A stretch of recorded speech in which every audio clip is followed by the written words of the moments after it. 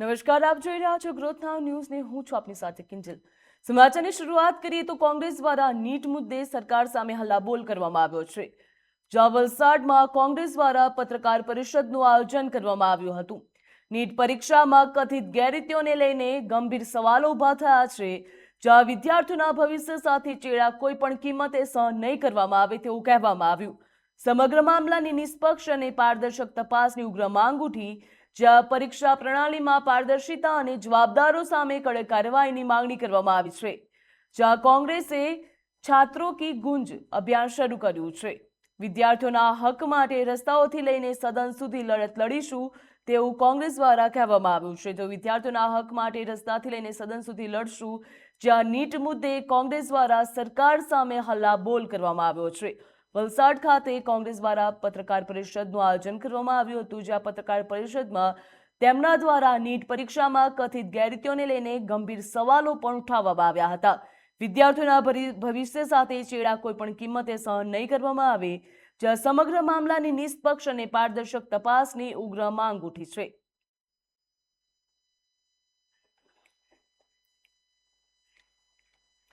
જામનગરથી સમાચાર સામે આવ્યા છે। જ્યાં જામનગરમાં વૃદ્ધની કરપીણ હત્યાનો બનાવ સામે આવ્યો। જામનગરના સરુ સેક્શન રોડ વિસ્તારમાં હત્યાનો ચકચારી મચાવનારો બનાવ બન્યો। જ્યાં તીક્ષ્ણ હત્યાના ઘા ઝીંકીને હત્યા કરવામાં આવી હતી તેવી પ્રાથમિક તપાસ સામે આવી છે। ઘટનાની જાણ થતાની સાથે જ ડીવાયએસપી જયવીરસિંહ ઝાલા સહિત પોલીસનો કાફલો સ્થળ ઉપર દોડી આવ્યો હતો। જ્યાં જામનગરમાં વૃદ્ધની કરપીણ હત્યાનો બનાવ સામે આવ્યો। જામનગરના સર્વેશન ખાતે આ બનાવ બન્યો હતો। તીક્ષ્ણ હત્યાના ઘા ઝીંકીને હત્યા કરવામાં આવી છે તેવી પ્રાથમિક માહિતી સામે આવી। જ્યાં ઘટના સ્થળ ઉપર પોલીસનો કાફલો પણ દોડી આવ્યો હતો। જીજી હોસ્પિટલ ખાતે પરિવારજનો મુલાકાત લઈને વિગતો મેળવી રહ્યા છે। જ્યાં હત્યા પાછળનું કારણ શું, કોણ છે હત્યારો તે દિશામાં પણ પોલીસ દ્વારા તપાસ હાથ ધરવામાં આવી છે। આરોપીઓ સુધી પહોંચવા માટે પોલીસ દ્વારા વિવિધ ટીમો બનાવી સઘન તપાસ પણ શરૂ કરવામાં આવી। જ્યાં પોલીસ હાલ એક્શન મોડમાં જોવા મળી રહી। પોલીસ દ્વારા આગળની કાર્યવાહી હાથ ધરવામાં આવી છે। જામનગરમાં વૃદ્ધની કરપીણ હત્યાનો બનાવ સામે આવ્યો છે। જ્યાં હત્યાનો બનાવ બનતાની સાથે જ સમગ્ર વિસ્તારમાં ચકચારી મચી જવા પામી હતી। તીક્ષ્ણ હત્યાના ઘા ઝીંકીને હત્યા કરવામાં આવી છે તેવી પ્રાથમિક માહિતી સામે આવી।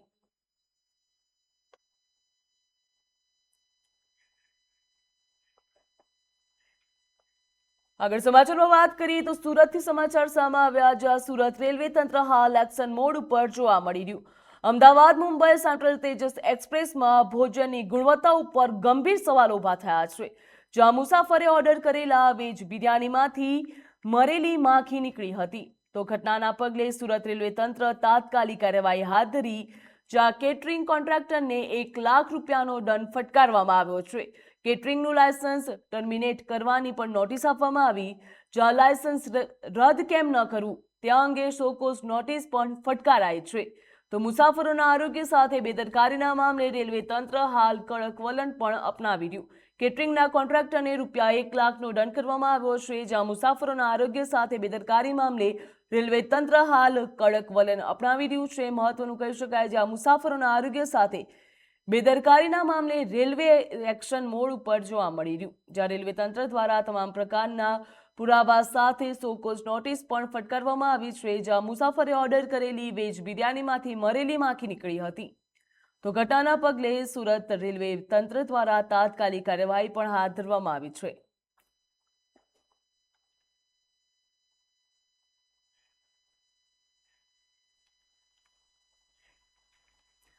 ગુજરાતના નાયબ મુખ્યમંત્રી હર્ષ સંઘવીએ અમદાવાદની થલતેજ સ્થિત અનુપમ પ્રાથમિક શાળાના શાળા પ્રવેશોત્સવમાં હાજરી આપી હતી અને બાળકોને શાળામાં પ્રવેશ અપાવ્યો હતો।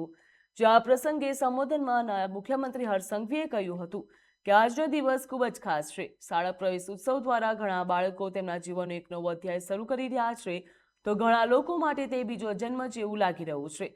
અમદાવાદ પોલીસે ભિક્ષા માંગવામાં સામેલ 276થી વધુ બાળકોને મદદ કરી છે અને ભિક્ષા માંગવાની પ્રવૃત્તિઓમાંથી દૂર કર્યા પછી તેમને વિવિધ શાળાઓમાં પ્રવેશની વ્યવસ્થા પણ કરવામાં આવી। જ્યાં ખાસ કરીને 33થી વધુ નવા બાળકો પહેલીવાર શાળાએ ગયા છે। ગુજરાત નહીં પરંતુ દેશના ઇતિહાસમાં કદાચ એક સાથે આટલી મોટી સંખ્યામાં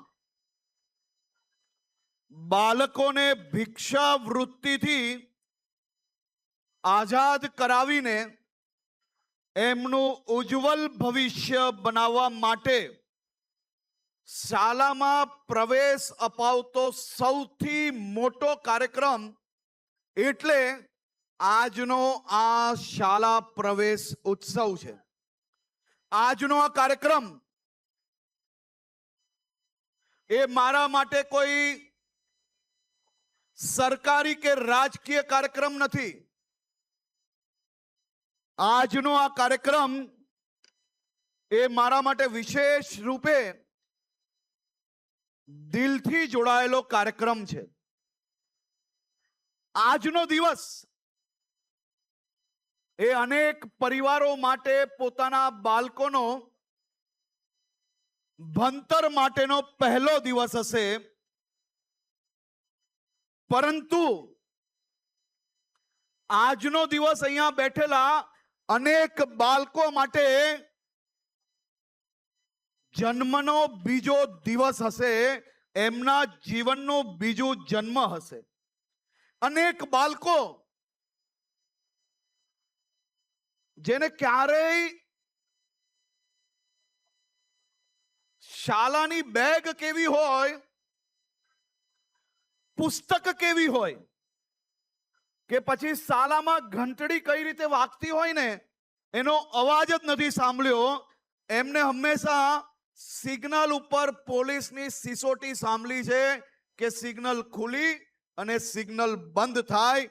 તેવા બાળકોને શાળાની રિસેસની ઘંટડી સાંભળવાનો અવસર પ્રાપ્ત કરાવવાનો અવસર એટલે શાળા પ્રવેશ ઉત્સવ. રાજ્યવ્યાપી શાળા પ્રવેશ ઉત્સવ અને કન્યા કેળવણી મહોત્સવ અંતર્ગત જામનગર જિલ્લાના દળિયા પ્રાથમિક શાળામાં ઉત્સાહભેર કાર્યક્રમ યોજાયો હતો. આ પ્રસંગે રાજ્યના આરોગ્ય મંત્રી પ્રફુલ્લ પાનસેરિયા ઉપસ્થિત રહ્યા હતા અને નવા પ્રવેશ મેળવનાર વિદ્યાર્થીઓનું ઉષ્માભેર સ્વાગત કર્યું હતું. કાર્યક્રમ દરમિયાન મંત્રીએ બાળકોને શિક્ષણના મહત્વ અંગે માર્ગદર્શન આપ્યું હતું અને રાજ્ય સરકાર દ્વારા સ્માર્ટ શાળાઓ, આધુનિક સુવિધાઓ તથા ગુણવત્તાયુક્ત શિક્ષણને પ્રોત્સાહન આપવા માટે કરવામાં આવેલી પ્રયાસોની માહિતી પણ આપી હતી. શાળા પ્રવેશ ઉત્સવ માત્ર નોંધણીનો કાર્યક્રમ નથી, પરંતુ શિક્ષણ પ્રત્યે જાગૃતિ અને દરેક બાળકને શિક્ષણ સાથે જોડાવાના સંકલ્પનો ઉત્સવ હોવાનું તેમણે જણાવ્યું હતું. शाला प्रवेश उत्सव जब नरेंद्र भाई मोदी जी यहाँ सीएम थे तब से ये शुरू हुआ है. ये प्रज्वलित यज्ञ आज गुजरात ने नई दिशा, शिक्षा में नई दिशा और एक गांव तक सरकारी स्कूल में बच्चे पढ़ने आने लगे और ज़्यादा से ज़्यादा सरकारी स्कूल में एडमिशन ले रहे. आज 12 साल हो चुके हैं नरेंद्र भाई पीएम बने हुए. उन्होंने जो रास्ता निकाला है, दिखाया है, वो आज भी गुजरात में शुरू है. कन्या केलवनी, जब 100 बच्चे का जन्म होता था, 100 बच्चे प्रवेश नहीं लेते थे, सिर्फ 80 बच्चे प्रवेश लेते हैं. और कन्या केलवनी के माध्यम से आदरणीय नरेंद्र भाई मोदी ने तब ये यज्ञ शुरू किया था. आज प्रज्वलित है. इससे ज्यादा खुशी कुछ हो ही नहीं सकती. 12 साल आदरणीय नरेंद्र भाई मोदी जी का पीएम बनने का हो गया, तो आज पूरा गुजरात और देश एक उत्सव की तरह से मना रहे हैं. और कन्या केलवनी का जो रास्ता दिखाया है वो गुजरात अव्वल नंबर भारत में है. અમદાવાદ જિલ્લાના ચાંગોદર વિસ્તારમાં સામે આવેલા બ્લડ પ્લાઝામાં ભેળસેળ અને હેરાફેરીના કૌભાંડને લઈને રાજ્ય સરકાર એક્શનમાં આવી છે. જે આરોગ્ય મંત્રી પ્રફુલ્લ પાનસેરિયાએ સ્પષ્ટ જણાવ્યું કે દર્દીઓના આરોગ્ય સાથે ચેડા કરનાર કોઈ પણ વ્યક્તિને બક્ષવામાં નહીં આવે.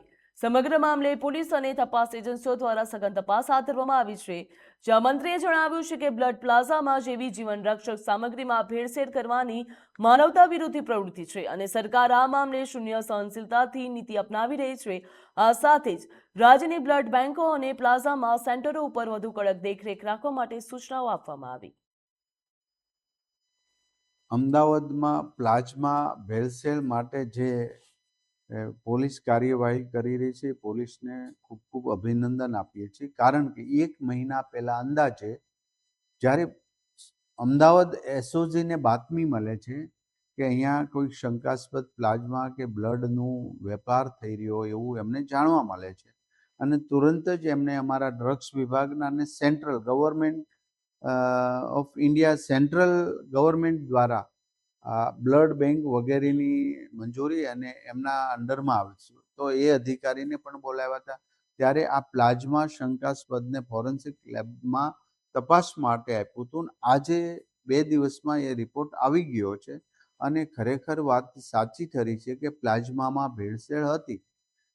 ભારતમાં કદાચ આ પહેલો એવો કિસ્સો હશે કે પ્લાઝમાની અંદર પણ આ નરાધમો ત્યાં સુધી પહોંચી ગયા અને ભેળસેળ કરે. ગવર્મેન્ટના હેલ્થ વિભાગના ઇતિહાસમાં ક્યારે આવો કેસ, અને આવું વિચારી સુદ્ધા પણ અમારા અધિકારીઓ ક્યારે વિચાર્યું પણ ન હતું, એવું કૃત્ય આ રાક્ષસ જાતિના લોકોએ કર્યું છે. ખરેખર આ પ્લાઝમાની 10 બેગ હોય તો એની 20 બેગ બનાવવાનું એક ડબલ બનાવે અને એમાં પાણી ભેળવી દે. આ પ્લાઝમા જે તે ફાર્મા કંપની અધર સ્ટેટમાં આપતા હતા, ત્યારે એની ગુણવત્તા ખૂબ નબળી હોવાના કારણે આ સમગ્ર કૌભાંડ બહાર આવ્યું છે. આ સમગ્ર કૌભાંડ જાંબાજ પોલીસના અધિકારી એવા એસઓજીના એક જવાને પકડ્યું છે, અને એમને હું અભિનંદન આપું છું. અને પછી અમારો મેડિકલ વિભાગને એમને જાણ કરીને એની સાથે તપાસ થઈ રહી છે. આજે આ તપાસ થઈ રહી છે. ક્યાંથી લાવ્યા, કેટલી લેબમાં મોકલ્યું હતું, કેટલી ફાર્મા કંપનીમાં મોકલ્યું હતું, કઈ બેંકમાંથી પ્લાઝમા લાવતા હતા, આ બધી જ તપાસ થશે. ગાંધીનગરની સ્પેશિયલ પોક્સો કોર્ટે સગીર વિદ્યાર્થીના અપહરણ અને દુષ્કર્મના ગંભીર કેસમાં કડક ચુકાદો આપ્યો. ચાંદખેડા વિસ્તારમાં રહેતા આરોપી શિવાજી ચંદ્રનાથ માતા પ્રસાદ શુક્લાને કોર્ટે 20 વર્ષની સખત કેદ અને ₹30,000નો દંડની સજા ફટકારી છે. આ ઉપરાંત પીડિતાને 4 લાખનું વળતર ચૂકવવાનો પણ આદેશ આપવામાં આવ્યો. આરોપીએ ધોરણ 12માં અભ્યાસ કરતી 16 વર્ષની સગીરાને લગ્નની લાલચ આપીને પોતાની જાળમાં ફસાવી હતી અને અપહરણ કર્યું હતું, અને બાદમાં હોટેલમાં લઈ જઈને દુષ્કર્મ ગુજાર્યું હતું. ચાંદખેડા પોલીસે નોંધેલી ફરિયાદના આધારે તપાસ કરી અને ચાર્જશીટ રજૂ કરવામાં આવી હતી. તો સરકારી વકીલની દલીલોને ગ્રાહ્ય રાખીને કોર્ટે સમાજમાં દાખલો બેસાડે તેવી કડક સજા પણ ફટકારી છે.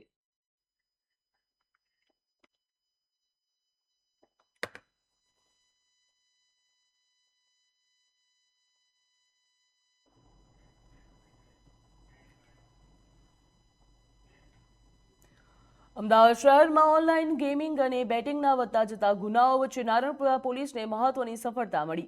જ્યાં નારણપુરા પોલીસ સ્ટેશનની સર્વેલન્સ સ્ક્વોડની ટીમ દ્વારા રેડી અન્ના નામની ઓનલાઈન ગેમિંગ વેબસાઇટના માધ્યમથી ગેરકાયદેસર ઓનલાઈન બેટિંગનું રેકેટ ચલાવતા 5 આરોપીઓને ઝડપી પાડવામાં આવ્યા છે. અમદાવાદ શહેરના નારણપુરા પોલીસ સ્ટેશનની સર્વેલન્સ સ્ક્વોડ ટીમે ઓનલાઈન ગેમિંગ અને બેટિંગના મોટા રેકેટનો પર્દાફાશ કર્યો છે.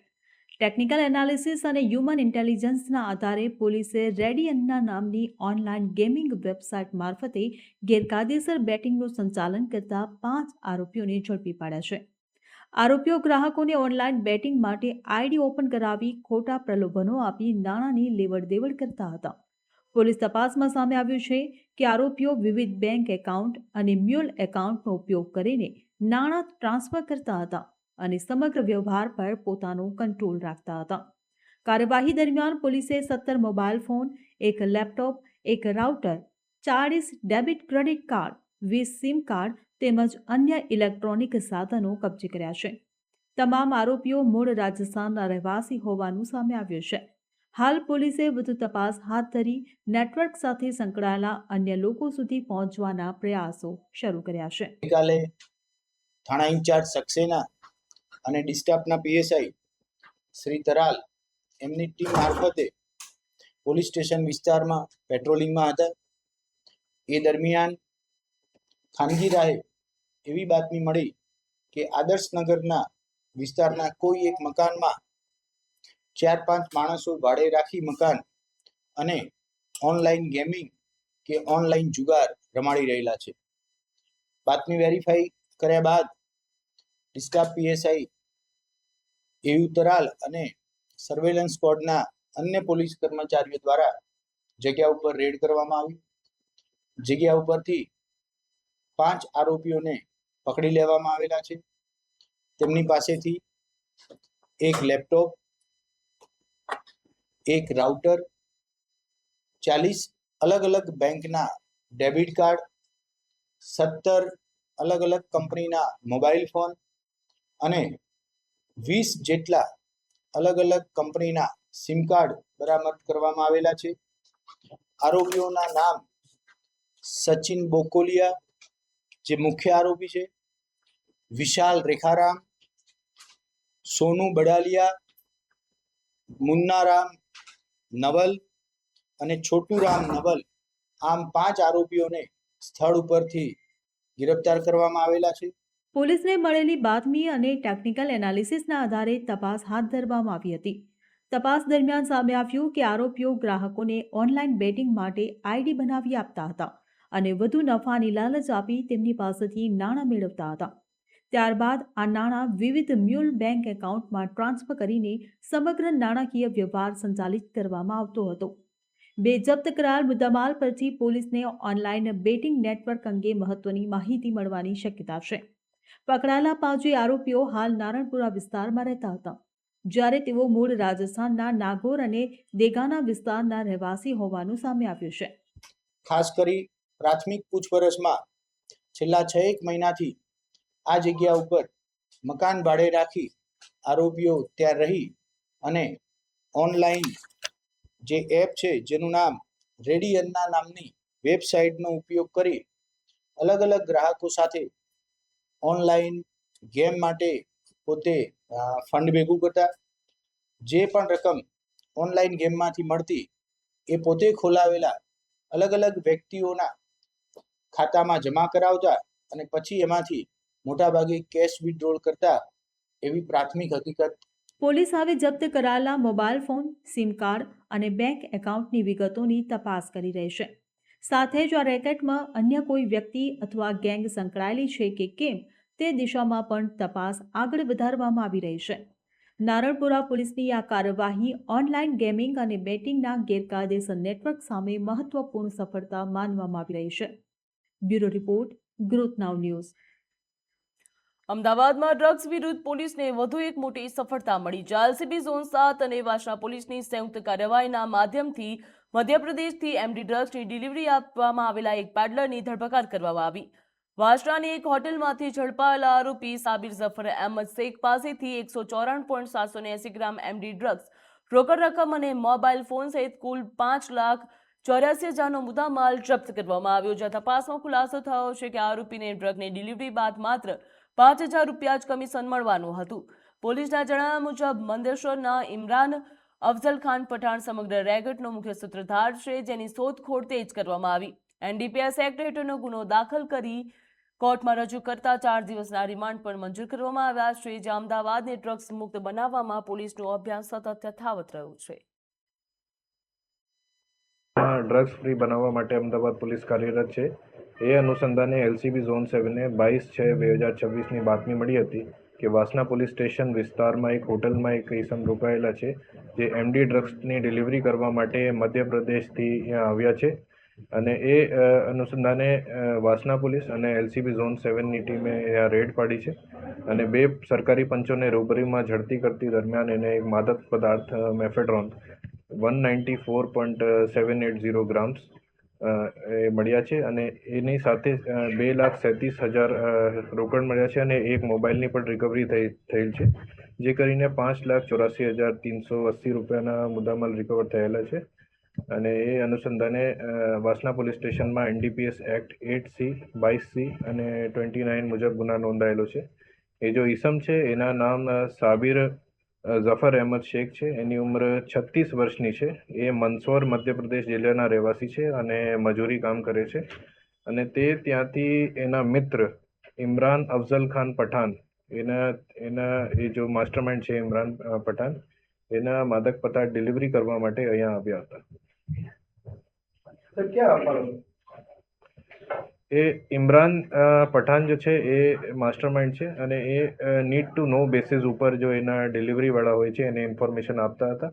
એ ઇન્ફોર્મેશન જેમ કરીને કે તમે ત્યાં જવાનું છે એ ઇન્ફોર્મેશન અને એ પછી બીજી કઈ લોકેશન પર જવાનું છે અને ત્યાં કોને પાસેથી રોકડ લેવાનું છે કે કેશ લેવાનું છે એ નીડ ટુ નો બેસિસ ઉપર જાણકારી આપતા હતા અને અત્યાર સુધી એને હોટલમાં રોકાણ માટે જ ઇન્ફોર્મેશન આપી હતી અને કોને આપવાના હતા એ ઇમરાનને જ ખબર છે. અમદાવાદમાં મહત્વના સુભાષ બ્રિજના ભવિષ્યને લઈને હવે ટેકનિકલ અભ્યાસ બાદ જ અંતિમ નિર્ણય લાવવામાં આવશે. જે અમદાવાદ મ્યુનિસિપલ કોર્પોરેશન દ્વારા બ્રિજની હાલની સ્થિતિનું નિરીક્ષણ કરવા આઈઆઈટી રૂટરી તેમજ આઈટી ગાંધીનગર તેમજ બ્રિજ નિષ્ણાંત મહેશ ટંડનની સેવાઓ લેવામાં આવી રહી છે. પ્રાથમિક અભ્યાસમાં બ્રિજનું સંપૂર્ણ પુનઃનિર્માણ લાંબા ગાળે વધુ સુરક્ષિત અને ટકાઉ વિકલ્પ બની શકે તેવી ભલામણ કરવામાં આવી. એએમસી કમિશનર બંછાનિધિ પાનીએ જણાવ્યું હતું કે હાલ ખર્ચ, સમય મર્યાદા અને ટેકનિકલ પાસાઓનું વિગતવાર મૂલ્યાંકન ચાલી રહ્યું છે. અભ્યાસ પૂર્ણ થયા બાદ અંતિમ નિર્ણય લેવામાં આવશે. જે અમદાવાદમાં સુભાષ બ્રિજનું કામ ચાલી રહ્યું છે તેમના દ્વારા પ્રાથમિક અભ્યાસમાં બ્રિજનું સંપૂર્ણ પુનઃનિર્માણ લાંબા ગાળે વધુ સુરક્ષિત અને ટકાઉ વિકલ્પ બની શકે તેવી ભલામણ કરવામાં આવી. જે અમદાવાદ મ્યુનિસિપલ કમિશનર બંછાનિધિ પાનીએ જણાવ્યું કે હાલ ખર્ચ, સમય મર્યાદા અને ટેકનિકલ પાસાનું વિગતવાર મૂલ્યાંકન કરવામાં આવશે. અમદાવાદ મ્યુનિસિપલ કોર્પોરેશન દ્વારા આઈઆઈટી રૂડકીના એક્સપર્ટ ટંડન જે આખા ભારતના one of the prominent consultant છે એના એક્સપર્ટ, આઈઆઈટી ગાંધીનગરના એક્સપર્ટ અને બીજા જે બ્રિજના એક્સપર્ટ છે એમના દ્વારા એક ખરેખર સ્થળ તપાસ કરવામાં આવ્યું છે અને એમના રિપોર્ટમાં અત્યારે એવું દર્શાવાયા છે કે આ જે પિયર્સનું જે સ્ટ્રેન્થ છે એ સ્ટ્રેન્થ લગભગ 53 વર્ષનું થવા આવ્યું છે. એટલે એમને અગર નવા સુપરસ્ટ્રક્ચર અને ઓલ્ડ જે સબસ્ટ્રક્ચરનો ઉપયોગ કરીએ તો એ 100 યર ડિઝાઇન ટાઈમલાઈન જે છે એમાં પ્રોબ્લેમ આવી શકે. એટલે એના અનુસંધાને આ તમામ એક્સપર્ટ્સના ઓપિનિયન સર્વસંમતિથી એવું છે કે જે જૂના પિયર્સ છે, જૂના જે સબસ્ટ્રક્ચર છે એને કમ્પ્લીટલી રિમૂવલ કરીને એના ઉપર બ્રિજ બનાવવામાં આવે તો લાંબા ગાળા માટે આ ખૂબ ઉત્તમ નિર્ણય હશે. એ પ્રકારનું એક ઓપિનિયન આવ્યું છે.